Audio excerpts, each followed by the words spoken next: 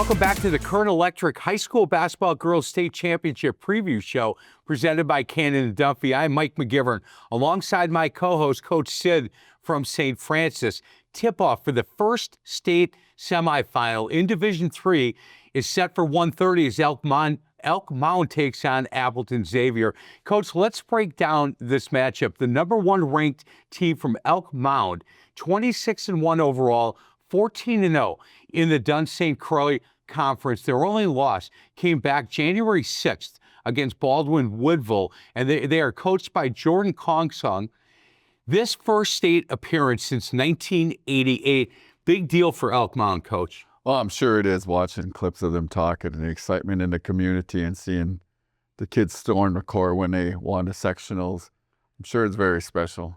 You know, the fact that they beat Baldwin Woodville to get to state after that was their only loss this season. You know, that it feels really good, I think, for a team and certainly the coaching staff to be able to get through that game. Yeah, and they had lost in the sectionals finals last year and the semis the year before in the sectionals. So this is like the next step. So I'm sure it felt good to take that next step. You know, we listened to Jordan, their head coach, talk a little bit about what it was like getting through the sectional final, and he was very excited about it. Certainly, yesterday was quite an environment, and we faced some adversity. Baldwin took the lead late, and I think, honestly, the way last year ended, losing in the sectional final, certainly stung for our team, and we were motivated to get another opportunity. But yet, when you lose in the sectional final, that's a long way away, and to sit there and in a year's time, you don't know what your team necessarily is going to look like. And so we were just really excited to have another opportunity to play for an opportunity to get to Green Bay. And you know, we faced a Baldwin team that played great yesterday. We give them all the credit in the world.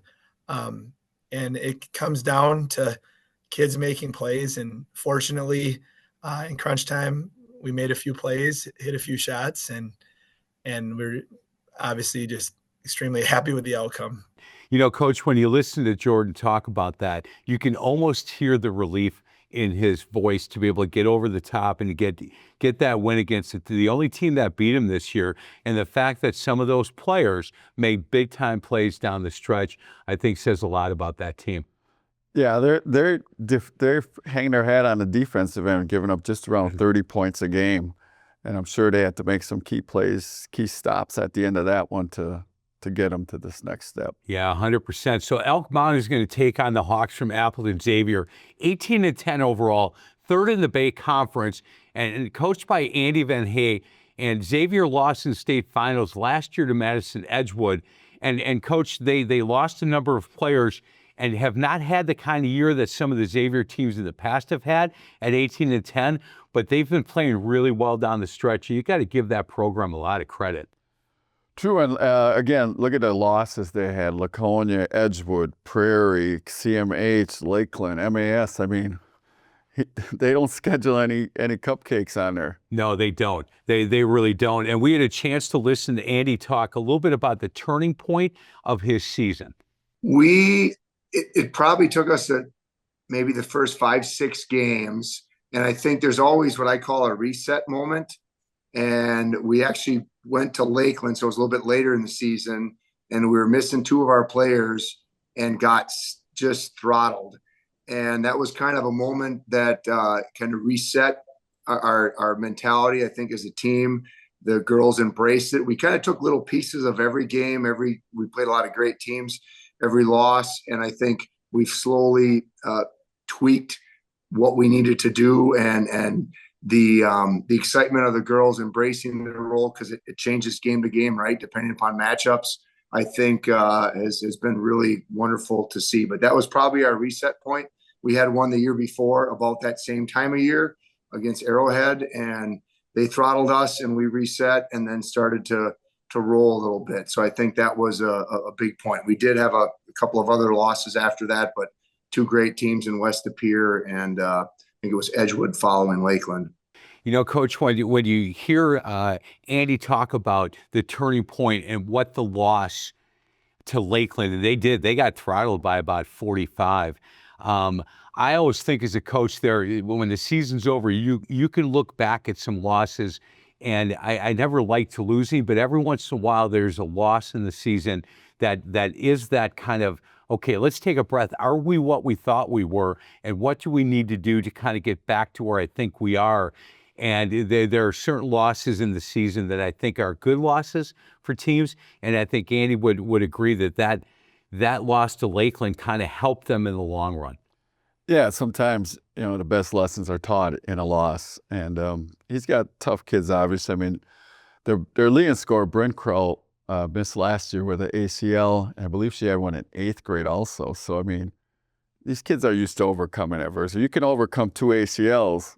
A 40-point loss to Lakeland's not going to break you. No, and the other big scorer for them is Joy Kroll, and they have 3 Krolls on the team. The youngest one doesn't get much playing time, but it's interesting to me that there's a number of teams that we have in the state championship games, state semis, that have sisters or the coach is coaching his daughters, and they kind of that family atmosphere. And I know that Appleton Xavier is a team that is used to winning.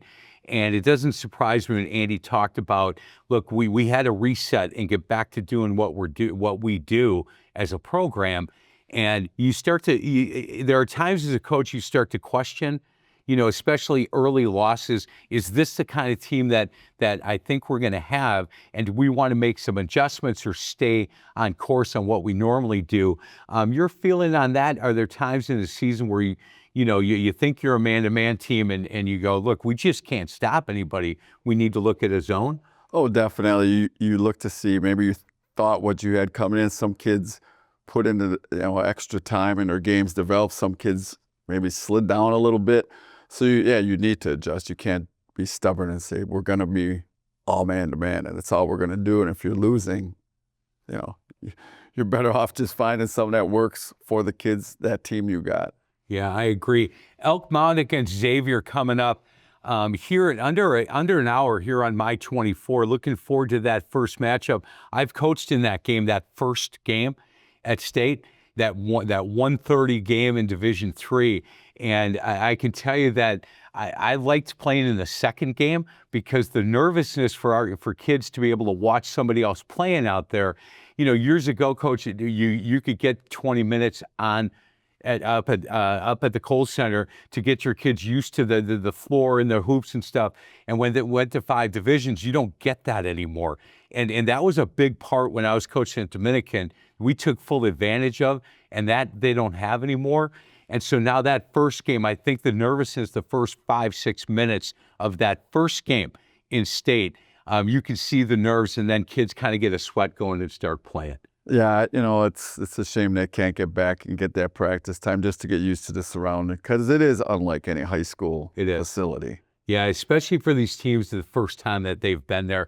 Guys, let's get to a break. On the other side of the break, we'll break down the second Division III matchup. This is the Current Electric High School Girls Basketball State Championship Preview Show presented by Cannon and Dunphy only on My 24.